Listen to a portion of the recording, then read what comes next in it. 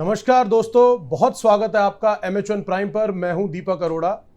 दोस्तों, अभी हाल फिलहाल में ही 5 प्रदेशों के अंदर विधानसभा के चुनाव हुए, जिसमें 4 प्रदेशों के अंदर भारतीय जनता पार्टी को बहुमत मिला और पंजाब के अंदर आम आदमी पार्टी ने पहली बार सरकार बनाई और बम्पर बहुमत के साथ भगवंत मान जी ने मुख्यमंत्री के तौर पर शपथ ली। अभी आने वाले दिनों के अंदर ही, इसी साल के अंत में 2 प्रदेशों के अंदर और चुनाव होने हैं, हिमाचल प्रदेश और गुजरात के अंदर। हमारे साथ राजनीतिक बातों को लेकर चर्चा करने के लिए, देश और प्रदेशों को लेकर चर्चा करने के लिए आज हमारे साथ खास मेहमान के तौर पर मौजूद हैं आम आदमी पार्टी से राज्यसभा के सांसद और हरियाणा के प्रभारी श्री सुशील गुप्ता जी। गुप्ता साहब, बहुत बहुत स्वागत है। गुप्ता साहब, अभी पिछले काफ़ी समय से आप हरियाणा में सक्रिय हैं, आपके पास हरियाणा प्रभारी की जिम्मेदारी भी है। हरियाणा के अंदर आप क्या संभावनाएं देखते हैं आम आदमी पार्टी के लिए आने वाले समय के लिए? हरियाणा में लोग बहुत तेजी से परिवर्तन चाह रहे हैं। हरियाणा की वर्तमान सरकार, बीजेपी और जेजेपी के गठबंधन की सरकार, लोगों से अपना विश्वास खो चुकी है। हरियाणा के मुख्यमंत्री हरियाणा के किसानों को आतंकवादी कहते हैं, उनकी जड़ें चीन में और पाकिस्तान के अंदर बताते हैं। हरियाणा में व्यापारियों से हर रोज़ फिरौती मांगी जाती है। हरियाणा के स्कूलों के हालात बहुत खस्ता है। हरियाणा के अंदर हॉस्पिटल बढ़िया है नहीं। महिलाएं 6 बजे के बाद घर से निकलती हुई डरती हैं। कांग्रेस कमज़ोर हो चुकी है। इस देश के अंदर कांग्रेस या तो जीतती नहीं है, जीतती है तो बिक जाती है। आपने मध्य प्रदेश में देखा होगा, कांग्रेस की सरकार बनी और बीजेपी की हो गई। आपने लास्ट टाइम गोवा के अंदर देखा, कांग्रेस की सरकार बनी और बीजेपी की हो गई। आप राजस्थान में देखते हैं कितनी बार इनको अपने विधायक छुपा के रखने पड़ते हैं। हरियाणा में कांग्रेस के मुख्य चेहरों को इनका शीर्ष नेतृत्व कहता है कि बीजेपी के आदमी है। कांग्रेस हरियाणा में गुटों में बटी हुई है, एक दूसरे को सामने देख के खुश नहीं है। पूरे प्रदेश की जनता अरविंद केजरीवाल जी को एक विकल्प के रूप के अंदर देख रही है। आम आदमी पार्टी ने जो दिल्ली के अंदर कार्य किए हैं, हरियाणा का हर गांव उन कार्यों की प्रशंसा करता है। पंजाब के अंदर जब से हमारी सरकार आई है, तो हरियाणा के लोगों ने भी सोच लिया जाति और धर्म की राजनीति नहीं करनी, अब काम की राजनीति करनी है। अब बेईमानों को नहीं लाना, ईमानदार पार्टी को लेकर आना है। और यही कारण है कि हर रोज दिन से लेकर रात तक पूरा का पूरा गांव हाथ उठा के ज्वाइनिंग कर रहा है। हर लीडर चाहता है कि उसको आम आदमी पार्टी में स्थान मिले, परंतु आम आदमी पार्टी ना किसी अपराधी को लेना चाहती, ना भ्रष्टाचारी को लेना चाहती, ना जिसका कैरेक्टर खराब है उसको लेना चाहती। जो आम व्यक्ति बनकर आए, बिना किसी पद की, बिना किसी टिकट की लालसा के, उन सबका स्वागत है। आपने जैसे बात की कि हरियाणा के अंदर आप बहुत सारी आने वाले समय के अंदर संभावनाएं देखते हैं आम आदमी पार्टी के लिए। दिल्ली का जो मॉडल पूरे देश में आप लागू करने की बात करते हैं अरविंद केजरीवाल जी का, चाहे वो शिक्षा को लेकर बात हो, स्वास्थ्य को लेकर बात हो, पंजाब के अंदर भी लोगों ने उसी बात को लेकर मोहर लगाई अरविंद केजरीवाल जी की नीतियों पर या उनका जो मॉडल है उस पर।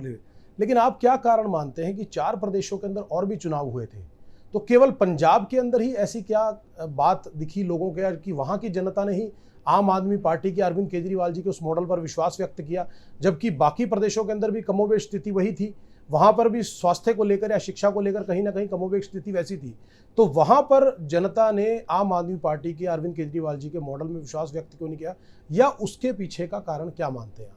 देखिए, मैं कह सकता हूँ कि आम आदमी पार्टी ने यूपी में पहली बार चुनाव लड़ा, मगर पंजाब में हमने दूसरी बार चुनाव लड़ा था। हम वहाँ पर भी अपनी हाजिरी दर्ज करा पाए हैं। वहाँ भी पंचायत लेवल पे हमारा बहुत समर्थन मिला था। भारतीय जनता पार्टी वहाँ भी कमज़ोर हुई है।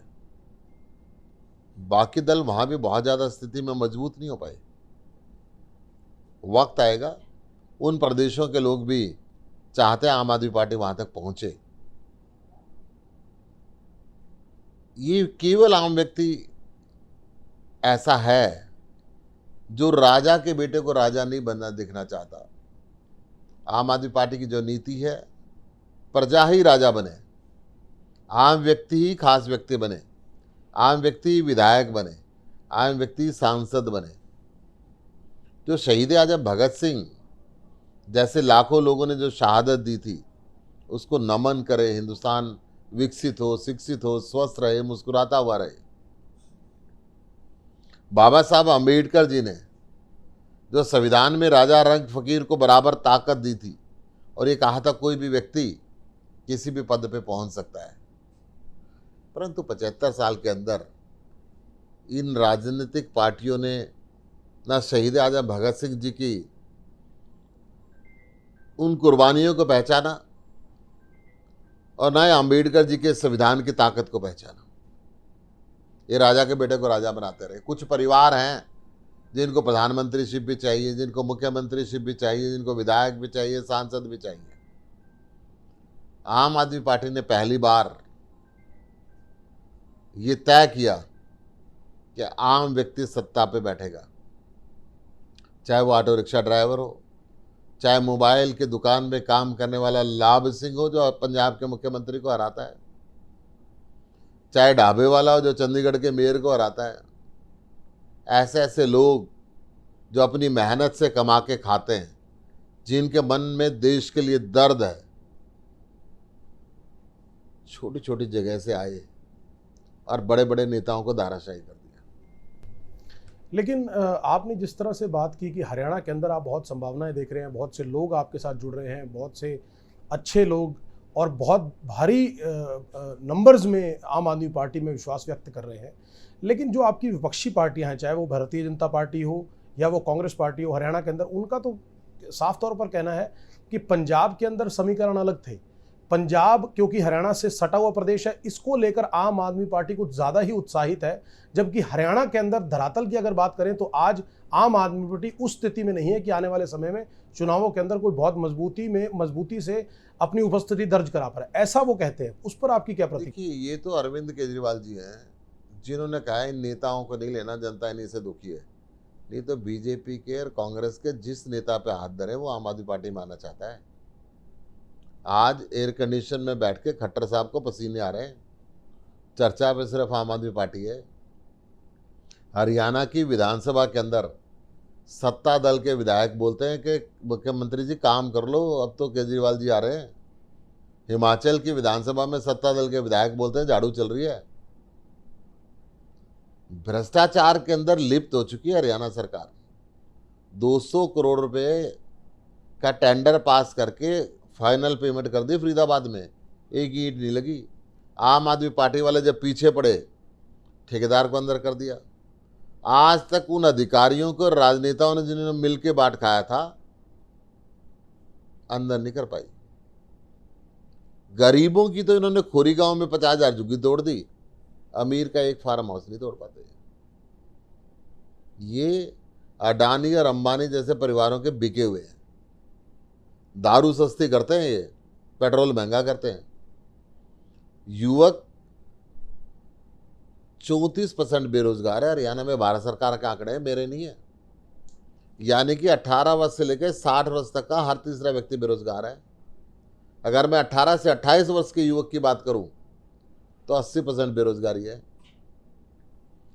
बेरोजगार युवक या तो नशे के रास्ते पे, या गुनाह के रास्ते पे, या डिप्रेशन हो के आत्महत्या की ओर चल रहा है। 25 बार पेपर लीक हुए यूपीएससी के, हरियाणा पब्लिक सर्विस कमीशन के, और जब उनके ऊपर रेड पड़ती है तो तार मुख्यमंत्री कार्यालय के अंदर मिले हुए मिलते हैं। एक युवक पूरी जिंदगी डिग्री लेके मेहनत करता है कि मैं फला अफसर बनूंगा, पेपर लीक होने की वजह से वो ओवरएज हो जाता है। किस मेंटल ट्रॉमा से गुजरता है वो युवक जानता है, उसका परिवार जानता है। खट्टर साहब सिर्फ जाति और धर्म की राजनीति करते हैं, काम की तरफ नहीं है। आज स्कूलों में डेस्क नहीं है,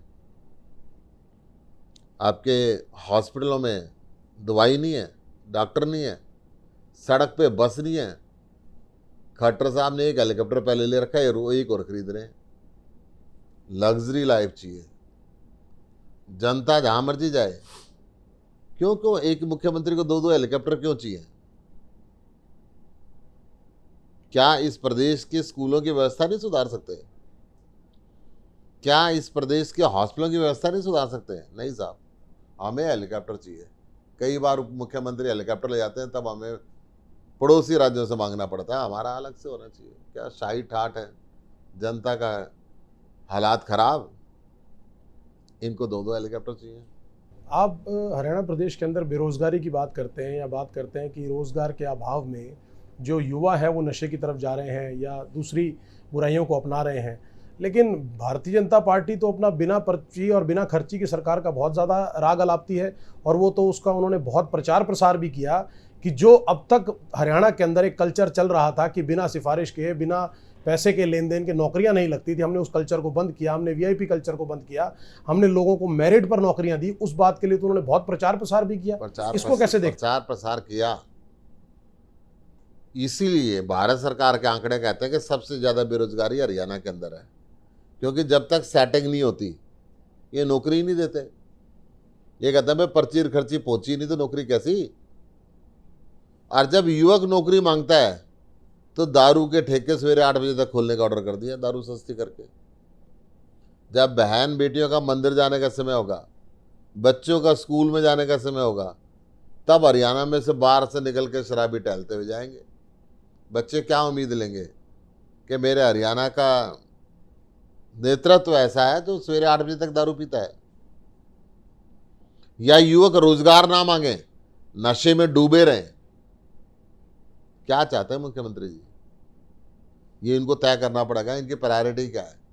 अभी हाल फिलहाल में सीएमआई ने जो बेरोजगारी के आंकड़े भी सामने लाए या उन्होंने आंकड़े पेश किए, उसमें पूरे देश में बेरोजगारी में हरियाणा सबसे टॉप पर आया, पर हरियाणा सरकार ने तो उसको खारिज कर दिया कि ये आंकड़े गलत है। हमने जो आंकड़े, हमारे पास जो आंकड़े हैं वो तो सर्वे के आधार पर है, जो सीएमआई आंकड़े दे रही है वो तो सर्वे के आधार पर है, जबकि हमारे पास जो रोजगार के जो आंकड़े हैं वो परिवार पहचान पत्र के आधार पर बनाए गए। इसको सरकार ने तो खारिज कर दिया उसको। देखिए, सरकार भारत सरकार के आंकड़ों को तो खारिज कर देगी, क्योंकि उनकी अपनी सरकार है।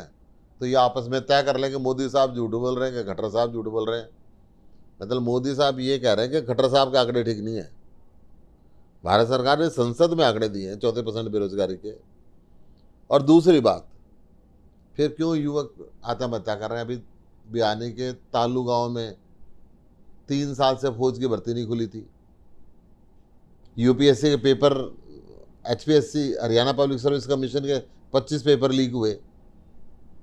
ये कहते हैं साहब हमने रोजगार खोले, सरकार की 2015 से आज तक टीजीटी की भर्ती नहीं हुई, 12 साल से पीजीटी की भर्ती नहीं हुई, पीआरटी की टीचर्स की भर्ती नहीं हुई। ऐसे 85 विद्यालय जो एक टीचर चला रहा है। तो क्या, किस दिशा के अंदर ये, किस आंकड़ों के बेस पे बात कर रहे हैं। इनको सोचना पड़ेगा ना। पिछले 8 साल के अंदर एक नया उद्योग नहीं लगा हरियाणा के अंदर। ये दावे करते थे कि हम चाइना से बुला रहे हैं, हम फलानी जगह से बुला रहे हैं। बहुत से कार्यक्रम भी किए, हैपनिंग हरियाणा नाम का एक कार्यक्रम भी किया था जिसमें निवेशकों को बुलाया गया था, हरियाणा के अंदर कार्यक्रम भी किए थे, बट आज धरातल पर उसकी स्थिति कुछ और है। इनको पता होना चाहिए, अगर आपको उद्योगपतियों को बुलाना है तो एक माहौल तैयार करना पड़ेगा। वो माहौल तैयार करना पड़ेगा जो निवेशक यहाँ पे निवेश कर सके। हरियाणा में तो व्यापारियों से फिरौती मांगी जाती है, सरेआम गोली मार दी जाती है। जो वहाँ का व्यापारी है उसके बच्चे बड़े हो रहे हैं, वो सोचता है कि मैं यहाँ से निकल के दिल्ली की तरफ जाऊँ। सर, मैं आपकी बात से ही एक सवाल निकल कर आता है। आप मानते हैं कि हरियाणा सरकार इस मामले में पूरी तरह से विफल रही। आपका कहना है कि निवेशकों को हरियाणा में बुलाने के लिए, नए उद्योगों को लगाने के लिए हरियाणा सरकार पूरी तरह से, भारतीय जनता पार्टी की सरकार विफल रही। आपकी सरकार, मान लीजिए आने वाले समय के अंदर आम आदमी पार्टी की सरकार हरियाणा के अंदर बनती है, आपके पास कोई ऐसा ब्लूप्रिंट या कोई ऐसा रोड मैप तैयार है कि आप आने वाले समय के अंदर ये आश्वस्त कर सके हरियाणा के लोगों को कि इस तरह के निवेश या निवेशकों को हरियाणा के अंदर लाया जाएगा या इन उद्योगों को प्राथमिकता दी जाएगा, इस तरह के उद्योग लगाए जाएंगे? क्या आपके पास कोई रोड मैप है? सबसे पहले हरियाणा कृषि प्रधान देश है। हमारी कोशिश होगी कृषि पे आधारित इंडस्ट्रीज हम वहाँ पे लगाएं। हमारी कोशिश होगी कि मॉडर्न टेक्निक की जो खेती है वो हम वहाँ पे कराएं ताकि किसान के हालात सुधरे। हमारी कोशिश हो कि दुनिया के सारे उद्योगों को बुला के हम हरियाणा के अंदर अपॉर्चुनिटी दें ताकि वहाँ के जवान को रोजगार मिले। पहली बार दिल्ली में आम आदमी पार्टी की सरकार बनी तो हमने सारे व्यापारियों से मीटिंग की। इंस्पेक्टर राज खत्म किया। आज दिल्ली की किसी दुकान पे, किसी फैक्ट्री में दिल्ली सरकार का रेवेन्यू डिपार्टमेंट का इंस्पेक्टर नहीं जाता। आप पिछले 5 साल का रिकॉर्ड उठा के देख लें। पंजाब में हमारी सरकार बनी, हमने अखबार में एडवर्टीजमेंट दे के पूछा कि व्यापारियों को जो तकलीफ हो बताएं, उद्योगपतियों को जो तकलीफ हो बताएं, ताकि हम आपकी तकलीफें दूर करें और आप अच्छी और इंडस्ट्री यहाँ पे लगा सकें। दूसरी तरफ भारतीय जनता पार्टी के सर्वोच्च लीडर अमित शाह बांदी कुई से व्यापारियों को चोर कहते हैं।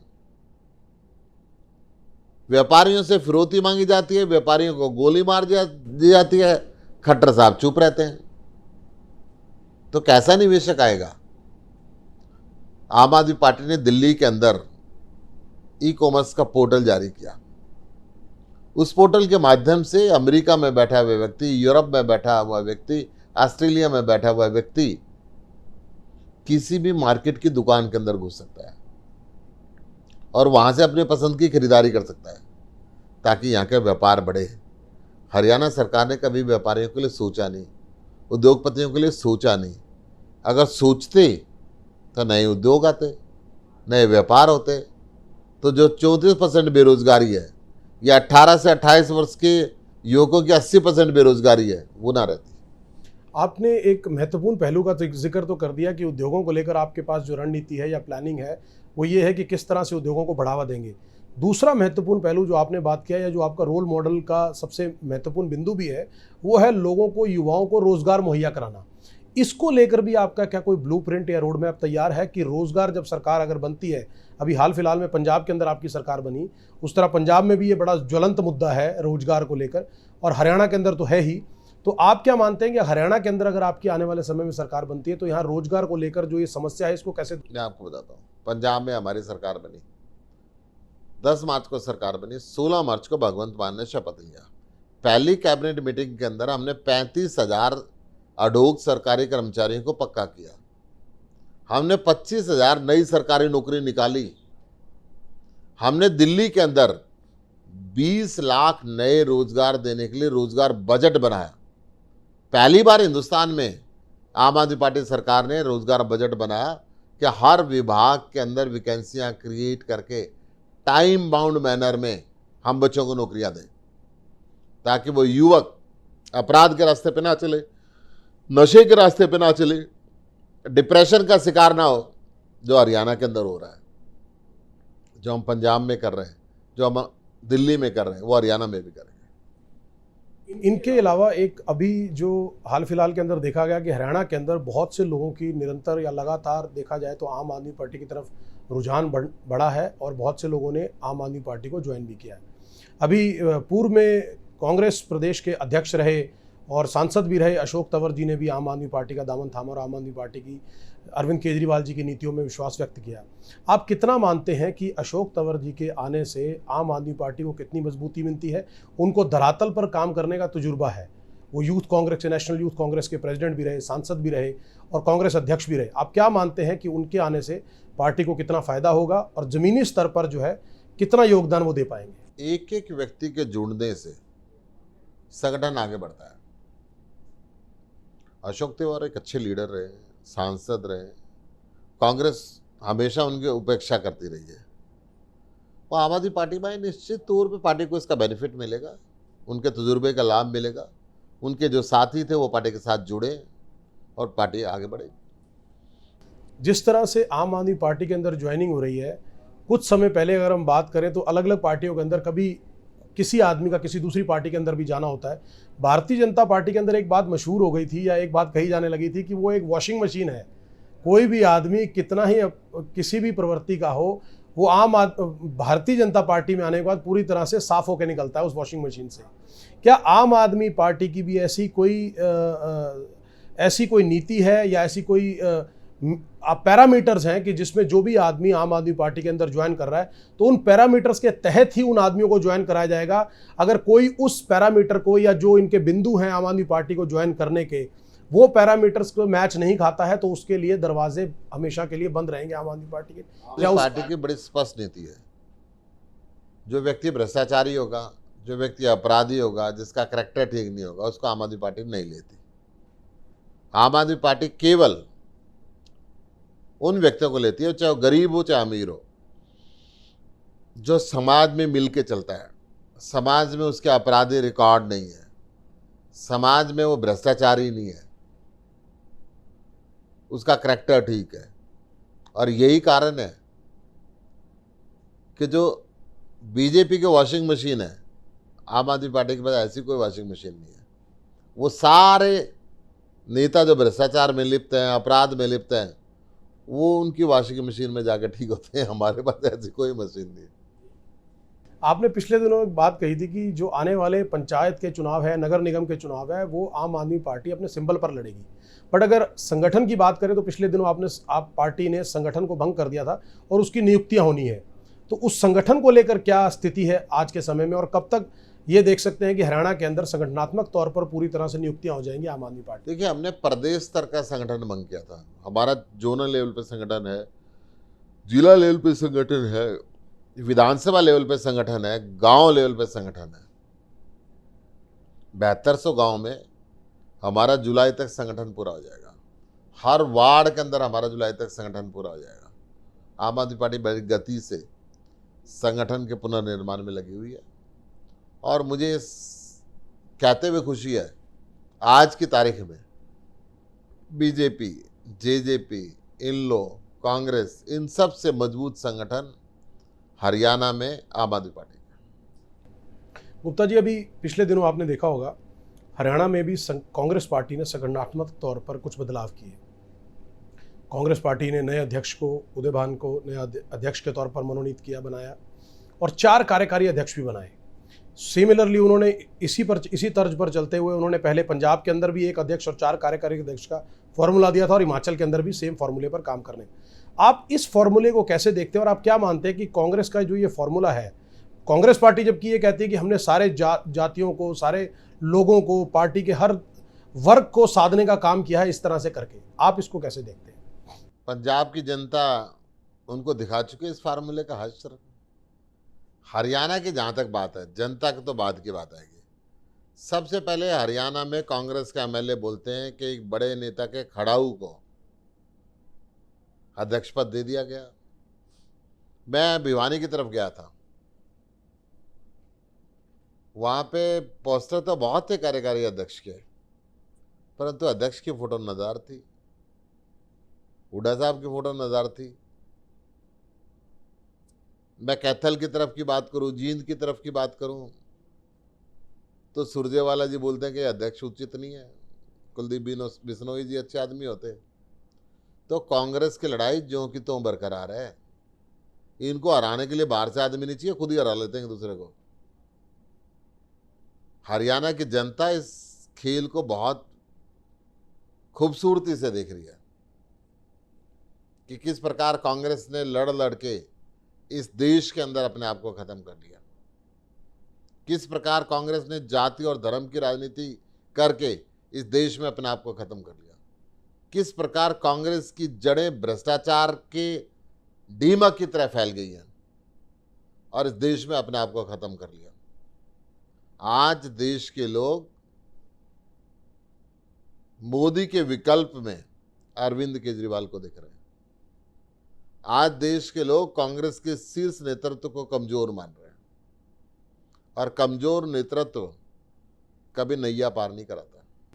मैं आपकी बात मानते हुए सुशील जी, इसी में से एक सवाल निकल कर आता है कि आज कांग्रेस के विकल्प के तौर पर भारतीय जनता पार्टी की विपक्षी प्रतिद्वंदी पार्टी के तौर पर लोग अरविंद केजरीवाल जी की तरफ पूरे देश भर में देख रहे हैं, आम आदमी पार्टी की तरफ निगाहें लगा रहे हैं। लेकिन राजनीतिक गलियारों के अंदर चर्चा ऐसी भी है कि अगर आम आदमी पार्टी को विपक्षी पार्टी के तौर पर देश के लोग या जनता देख रही है, जिस तरह से कांग्रेस देश के अंदर कमज़ोर हो रही है, आज 2 प्रदेशों तक सिमट के रह गई है। अगर विधानसभा की बात करें, राजस्थान और छत्तीसगढ़ तक कांग्रेस पार्टी सिमट के रह गई है।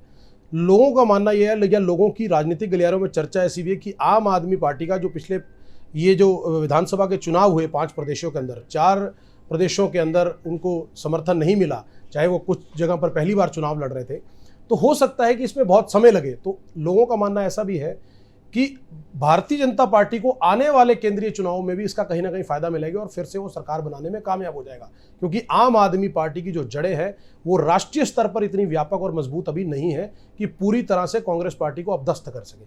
इसको कैसे देखते हैं? भारतीय जनता पार्टी के 2 सांसद हुआ करते हैं, हमारे 8 हैं। भारतीय जनता पार्टी को यहां तक पहुंचने में 75 साल लगे हैं, चाहे वो नाम बदल बदल के पार्टियां बनाती रही। आम आदमी पार्टी इस देश की सबसे नई वो पार्टी है जिसने बहुत कम समय के अंदर, 1 दशक से भी कम समय में 2 राज्यों के अंदर सरकार बनाई, देश के हर राज्य में अपने संगठन को कायम किया, अपना काम करके तीसरी बार सरकार दिल्ली के अंदर बनाई। पहले ऐसा मुख्यमंत्री अरविंद केजरीवाल जी जिन्होंने कहा कि मैंने काम किया तो वोट देना, नहीं तो मत देना।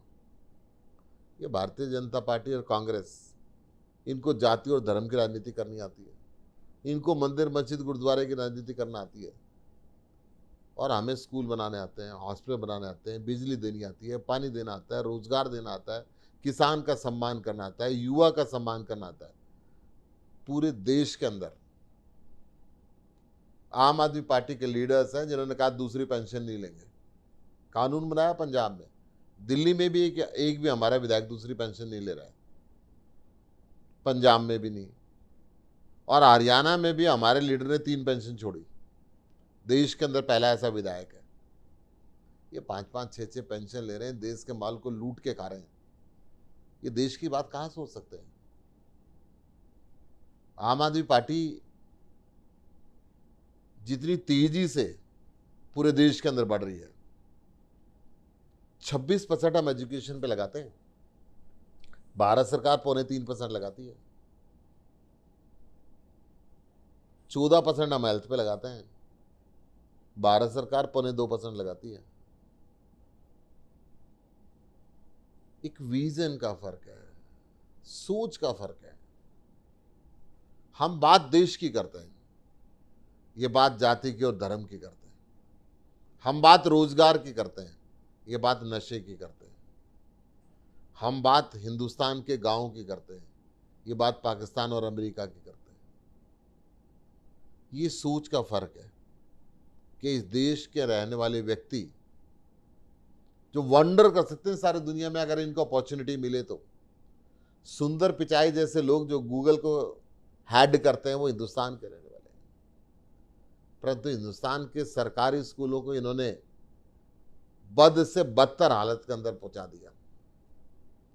हिंदुस्तान में आज भी इलाज कराने के लिए जमीन और मकान बेचना पड़ता है, नहीं तो दिल्ली की तरफ भागना पड़ता है। ये सोच का फर्क है। अरविंद केजरीवाल जी की सोच है देश शिक्षित होगा तो विकसित होगा। इनकी सोच है कि धर्म के नाम पे बात कर लो, बाकी बात करने की जरूरत ही नहीं है। आपकी विपक्षी पार्टी, चाहे वो भारतीय जनता पार्टी हो चाहे कांग्रेस पार्टी हो, एक आरोप बार बार आम आदमी पार्टी पर लगाती है कि आम आदमी पार्टी जो फ्री के चक्कर में लोक लुभावने ऑफर्स जनता को दे रही है, वो जनता को नाकारा बना रही है। हमने जनता को आत्मनिर्भर बनना सिखाया।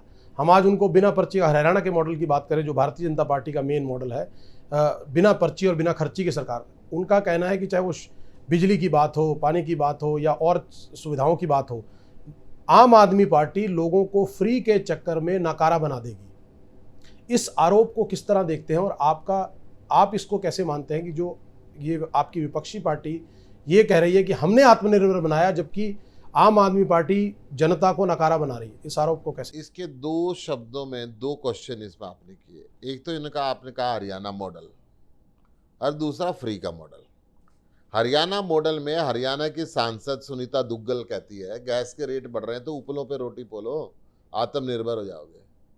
8-8 घंटे का बिजली का कट लगता है, पेट्रोल महंगा करते हैं, दारू सस्ती करते हैं, स्कूल और कॉलेज है नहीं, बिजली पानी है नहीं, बच्चों का रोजगार है नहीं, नया उद्योग आ नहीं रहा। एक तो ये मॉडल है। और उसके बाद भी ₹1.25 लाख रुपए का कर्जा है। बच्चा पैदा होते ही कर्ज के बोझ के नीचे दबा हुआ पैदा होता है हरियाणा के अंदर। दूसरे तो दिल्ली का मॉडल है, बिजली फ्री, पानी फ्री, मिनिमम वेजेस सारे हिंदुस्तान में सबसे ज्यादा 17,000 रुपये, रोजगार यहां पे सबसे ज्यादा, स्कूल ऐसे कि अमेरिका का राष्ट्रपति आता है उसकी धर्मपत्नी तारीफ करती है, हॉस्पिटल और मोहल्ला क्लिनिक ऐसे यूनाइटेड नेशन का सेक्रेटरी जनरल बून मून आते तो वो तारीफ करते हैं, और उसके बाद भी 7308 करोड़ रुपए का प्रॉफिट। ये भारत सरकार का दिया हुआ सर्टिफिकेट है, उनका ऑडिटर जनरल ने की ऑडिटेड रिपोर्ट है। हिंदुस्तान के अंदर केवल दिल्ली सरकार प्रॉफिट पे है। ये फ्री शिप नहीं है, ये जनता के टैक्स का पैसा है। जितने विकसित राष्ट्र है ना, उसके अंदर एजुकेशन और हेल्थ सरकार की जिम्मेदारी है। बच्चे को रोजगार ना मिले तो उसकी सोशल गारंटी देना सरकार की जिम्मेदारी है। यहां पे सरकार इस बात को नहीं समझती, परंतु अरविंद केजरीवाल समझता है। अरविंद केजरीवाल, जिसने गरीब का बच्चा रात को ट्यूबलाइट के नीचे, स्ट्रीट लाइट के नीचे पढ़ने ना जाए, या उसके घर के अंदर अध पका खाना ना रह जाए, 200 यूनिट सब्सिडी की दी, मीटर लगा दो कि चोरी करने की जरूरत नहीं है।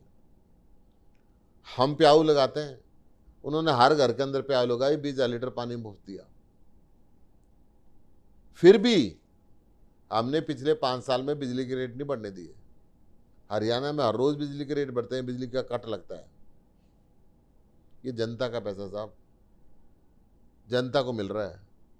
एक सांसद हूं मैं, 50,000 यूनिट बिजली की फ्री मिलती हैं, आज तक इनको कोई तकलीफ नहीं हुई।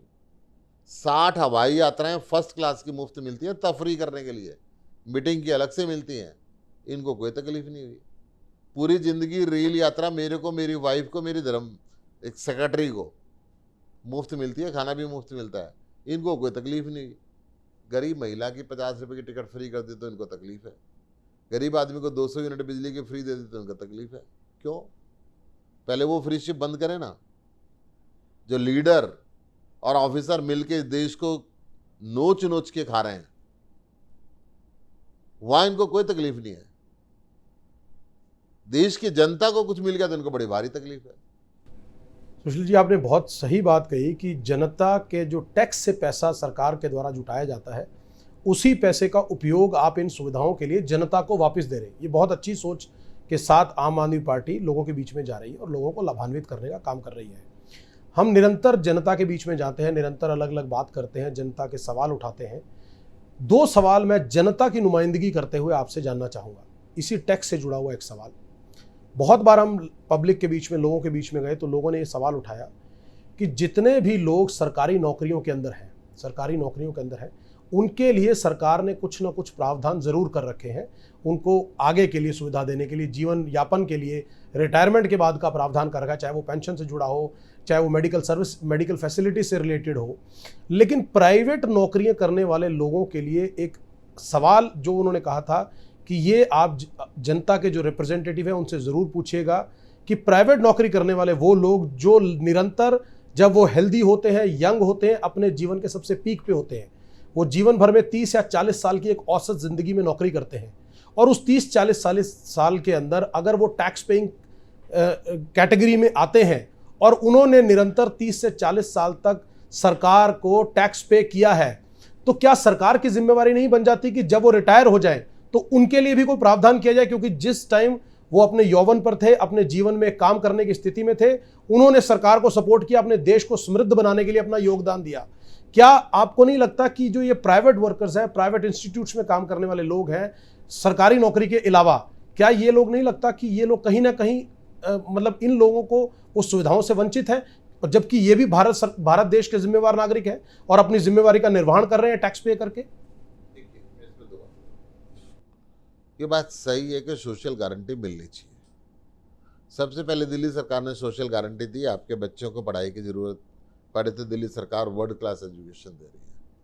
हमने हेल्थ की गारंटी दी, एजुकेशन की गारंटी दी, हमने हेल्थ की गारंटी दी कि आपको कोई तकलीफ नहीं होगी। हमने बिजली की गारंटी दी, हमने पानी की गारंटी दी। फिर मिनिमम वेजेस हमने पूरे देश में सबसे ज़्यादा किया। उसके बाद प्रोविडेंट फंड और ईएसआई को सख्ती से लागू कराया ताकि रिटायरमेंट के बाद प्रोविडेंट के फंड के पैसे से इनको पेंशन मिले या इनको एक मुश्त पैसा मिले। ईएसआई के माध्यम से इनके बच्चों को कोई तकलीफ आती है कल मेडिकल फैसिलिटी की, या जीवन के दौरान कोई घटना हो जाती है, तो तब तक इनको पेंशन मिले। तो इन प्रावधानों को दिमाग के अंदर रखा गया है। जैसे जैसे ये देश विकसित होगा, प्राइवेट सेक्टर के लिए सोशल गारंटी की स्थितियां और बढ़ेंगी। तो आप इस विचार से सहमत हैं कि जो प्राइवेट संस्थानों के अंदर भी लोग नौकरी कर रहे हैं उनके लिए भी कुछ ना कुछ सोशल गारंटी का या आने वाले समय के लिए उनके लिए प्रावधान जरूर होना चाहिए, ऐसा आप मानते हैं? 100% मानते हैं। ये बीजेपी वाले और कांग्रेस वाले इसको फ्री बी ना कहें।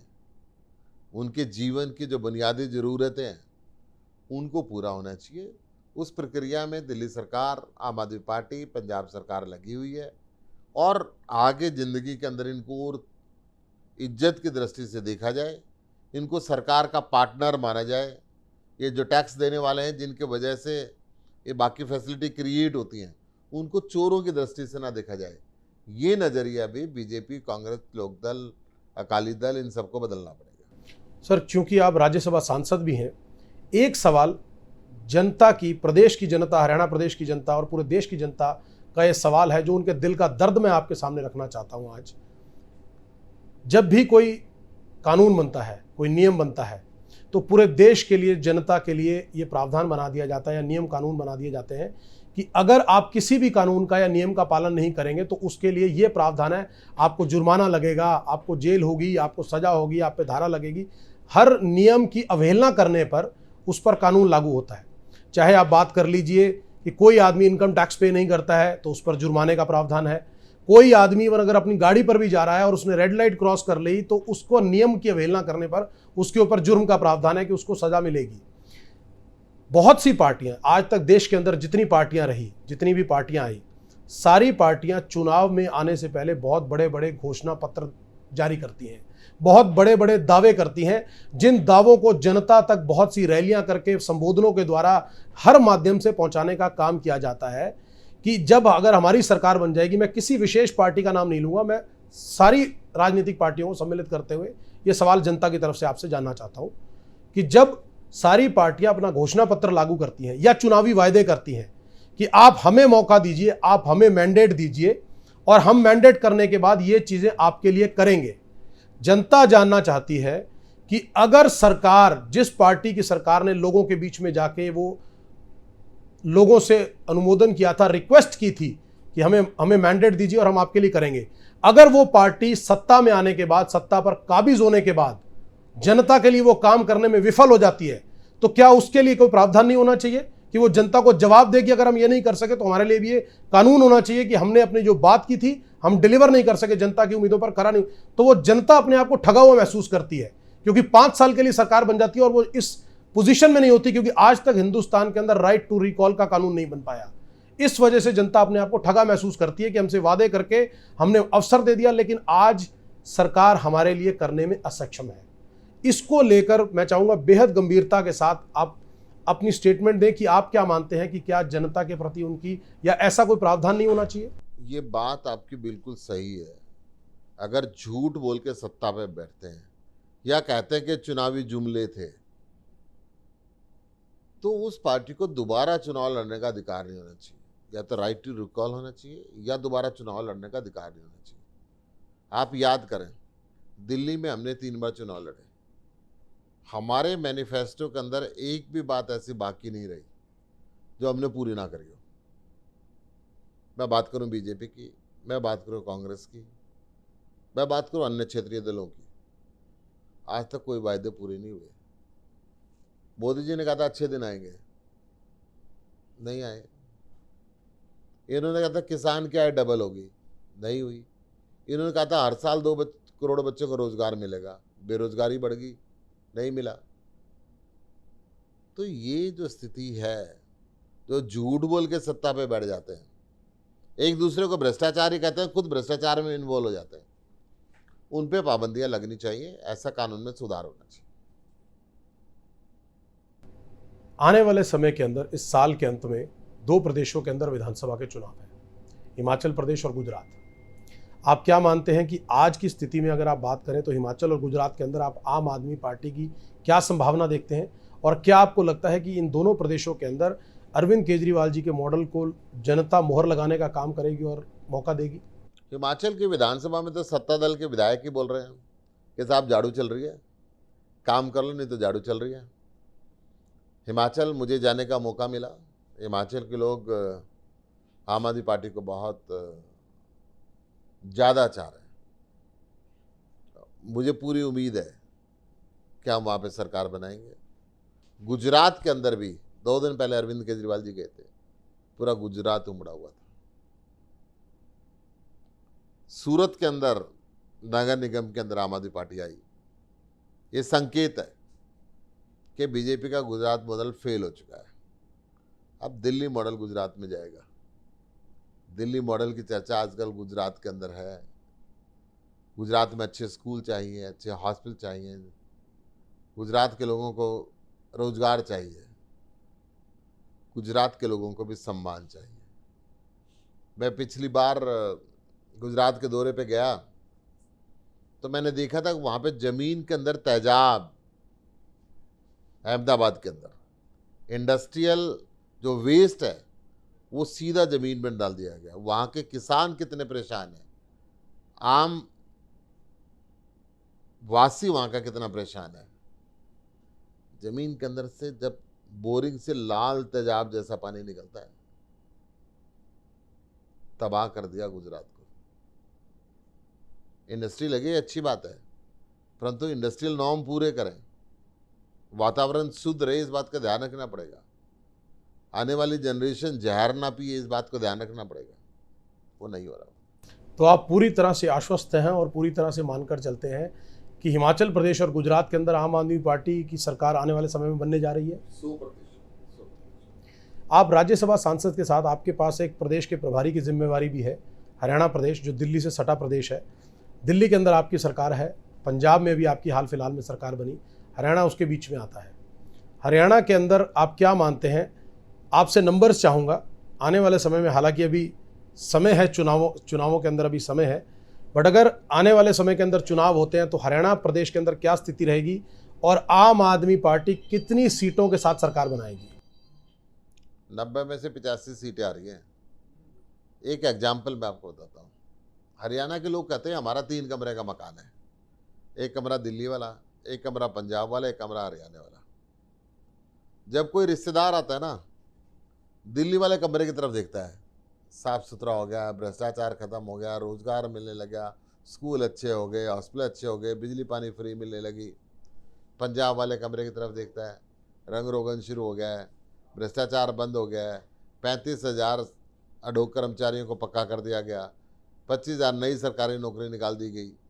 बीच में बच गया हरियाणा वाला कमरा। जब रिश्तेदार आते ना, कहते यार यहाँ भी झाड़ू चलाओ, इसका गंद भी साफ करो, तो हरियाणा की जनता मन बना चुकी है कि वहाँ पे भी झाड़ू चलाएंगे, तीनों कमरे साफ सुथरे रहें, ये हरियाणा की जनता चाहती है। आपने एक नंबर दिया कि 85 सीटों पर आम आदमी पार्टी को मैंडेट मिलेगा, तो लगते आप ये भी बता दीजिए वो 5 सीटें कौन सी है जहां मैंडेट नहीं मिलेगा? अभी it is too early to say कि 5 सीट कौन सी होंगी, परंतु बीजेपी, कांग्रेस, अकाली, जेजेपी, लोकदल सब मिलके 5 में से बढ़ जाएंगे। आपको थोड़ा याद करवा दूं कि पिछली बार भारतीय जनता पार्टी ने भी 75 पार का नारा दिया था और हर जगह पर रोड शो निकाले गए थे जहां पर बहुत ही हुजूम उमड़ा था हर रोड शो के अंदर मुख्यमंत्री जी का, बट लेकिन उसका जो चुनाव परिणाम आए तो चुनाव परिणाम में वो 40 सीटों तक सिमट के रह गए। तो आपको ऐसा तो नहीं कहीं अति आत्मविश्वास तो नहीं है ये? क्योंकि उन्होंने कुछ किया नहीं, हमने करके दिखाया। एक अंतिम सवाल सुशील जी, अगर हरियाणा के अंदर आम आदमी पार्टी की सरकार बनती है तो मुख्यमंत्री का चेहरा कौन होगा, या पंजाब की तरह, जिस तरह पंजाब में अरविंद केजरीवाल जी ने जनता का पोलिंग करवाई, वोटिंग करवाई और भगवंत मान जी के चेहरे नाम जो निकलकर सामने आया और उस पर मोहर लगाने का काम किया, क्या वही प्रोसेस यहां दोहराया जाएगा या कोई मुख्यमंत्री का चेहरा पहले घोषित? 100% आम आदमी पार्टी का वायदा ना किसी से टिकट का है, ना मंत्री का, ना मुख्यमंत्री का। जो जनता कहेगी उसको टिकट मिलेगी विधायक की, जो जनता कहेगी वो मंत्री बनेगा, वो मुख्यमंत्री बनेगा। बहुत बहुत धन्यवाद सुशील गुप्ता जी, हमारी तरफ से बहुत बहुत शुभकामनाएं। हिमाचल प्रदेश के अंदर और गुजरात में होने वाले विधानसभा चुनावों को लेकर हरियाणा की जिम्मेवारी आपके पास है। हम उम्मीद करेंगे हरियाणा प्रदेश के अंदर भी आप जिस सक्रियता के साथ निरंतर धरातल पर काम कर रहे हैं, उसी सक्रियता के साथ आगे निरंतर काम करते रहें। आने वाले हिमाचल और गुजरात के चुनावों के लिए आपको शुभकामनाएं। देश के अंदर आने वाले कुछ समय बाद लोकसभा के चुनाव के लिए बहुत बहुत शुभकामनाएं एमएच1 प्राइम टीम की तरफ से। धन्यवाद। तो ये थे हमारे साथ आज राज्यसभा सांसद और हरियाणा के प्रभारी आम आदमी पार्टी की तरफ से सुशील गुप्ता जी। सुशील गुप्ता जी का साफ तौर पे कहना है कि आम आदमी पार्टी की जो विचारधारा है, अरविंद केजरीवाल जी का जो शिक्षा का, रोजगार का, मेडिकल का जो नारा है, जो मॉडल है, जनता उसको पहचान चुकी है, जनता उस पर विश्वास व्यक्त कर रही है। उसका नतीजा दिल्ली के बाद लोगों ने पंजाब में दिखाया कि किस तरह से लोगों ने आम आदमी पार्टी की, अरविंद केजरीवाल जी की नीतियों में विश्वास व्यक्त किया। हरियाणा को लेकर बहुत ज़्यादा आशावादी है। हिमाचल और गुजरात के लिए भी साफ तौर पर इनका कहना है कि आम आदमी पार्टी की सरकार हिमाचल और गुजरात के अंदर भी बनने जा रही है। अगले एपिसोड के अंदर हम एक और खास मेहमान से मुलाकात करेंगे। आप देखते रहिए एमएच1 प्राइम।